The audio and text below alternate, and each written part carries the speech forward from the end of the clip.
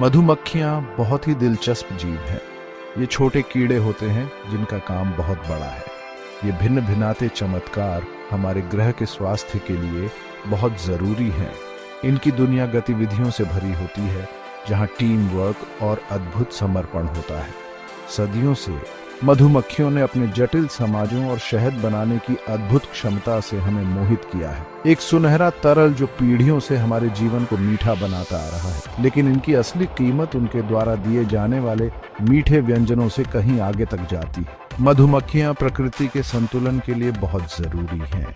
इनकी अथक मेहनत से अनगिनत पौधों और अंततः हमारा अपना अस्तित्व बना रहता है। आइए हम मधुमक्खियों की अद्भुत दुनिया में कदम रखें और उनके मेहनती जीवन के पीछे के रहस्यों को जानें। मधुमक्खियां कुदरत की छोटी मददगार होती हैं।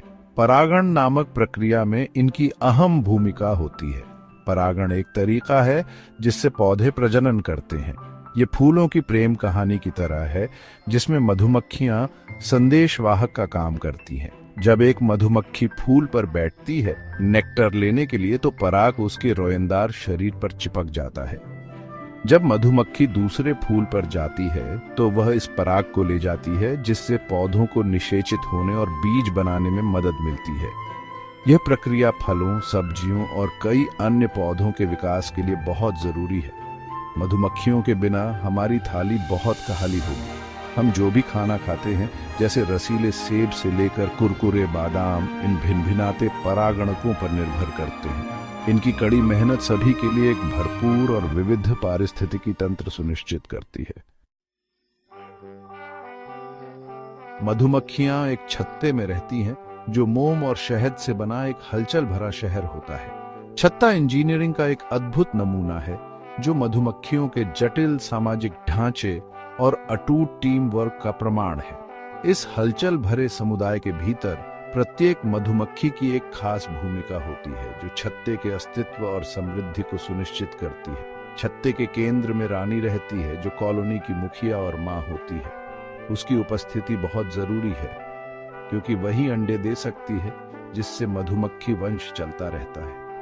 रानी मक्खी दूसरी मक्खियों से बड़ी होती है और कई साल तक जीवित रह सकती है। उसका जीवन अंडे देने के इर्द गिर्द घूमता है, जिससे छत्ते की आबादी बढ़ती रहती है। उसकी उपस्थिति कॉलोनी को एकजुट करती है। उसकी खुशबू छत्ते के सामूहिक उद्देश्य की निरंतर याद दिलाती है। छत्ते में ज्यादातर मक्खियां काम करने वाली मादा मक्खियां होती हैं। अंडे देने के अलावा छत्ते के अंदर लगभग हर काम के लिए ये मेहनती मादाएं जिम्मेदार होती हैं।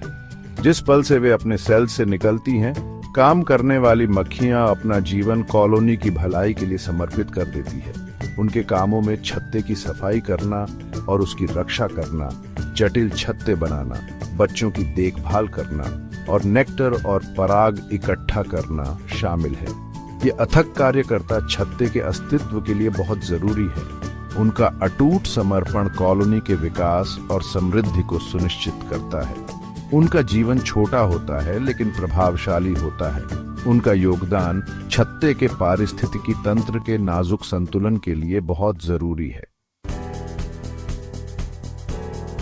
भाग 5, ड्रोन छत्ते की आशा। काम करने वाली मक्खियों और रानी के बीच आपको नर मक्खियां मिलेंगी, जिन्हें ड्रोन कहा जाता है। इन बड़ी गोल मक्खियों का एक खास, हालांकि अल्पकालिक उद्देश्य होता है, रानी मक्खी के साथ संभोग करना। ड्रोन में डंक नहीं होते हैं और वे पराग या नेक्टर इकट्ठा करने जैसे छत्ते के कामों में भाग नहीं लेते हैं। उनकी पूरी जिम्मेदारी अपने जीन्स को आगे बढ़ाने की होती है, जिससे मधुमक्खी प्रजातियों का वंश चलता रहता है। हालांकि उनका जीवन सरल लग सकता है, लेकिन भविष्य की मधुमक्खी पीढ़ियों की आनुवंशिक विविधता और समग्र स्वास्थ्य के लिए उनकी भूमिका महत्वपूर्ण है। वे मधुमक्खी की दुनिया के आशावान प्रेमी हैं, जो नए जीवन और अपनी प्रजातियों की निरंतरता की संभावना रखते हैं। आधुनिक दुनिया में मधुमक्खियों को कई खतरों का सामना करना पड़ता है। फसलों को कीड़ों से बचाने के लिए इस्तेमाल किए जाने वाले कीटनाशक मधुमक्खियों को भी नुकसान पहुंचा सकते हैं। ये रसायन मधुमक्खियों को कमजोर कर सकते हैं, जिससे उनके लिए बीमारियों से लड़ना और छत्ते में वापस रास्ता ढूंढना मुश्किल हो जाता है। आवास का नुकसान एक और बड़ी समस्या है।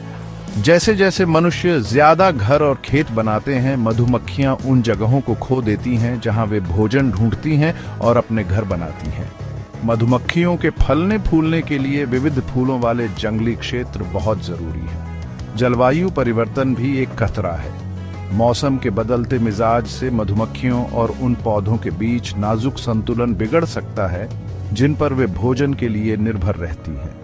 ये चुनौतियां सभी जीवित प्राणियों के बीच संबंध और हमारे पर्यावरण की रक्षा के महत्व को दर्शाती हैं। हम सभी मधुमक्खियों की मदद के लिए अपना योगदान दे सकते हैं। एक तरीका है मधुमक्खी के अनुकूल बगीचे लगाना। ऐसे फूल चुनें जो मधुमक्खियों को आकर्षित करें, जिससे उन्हें नेक्टर और पराग मिल सके।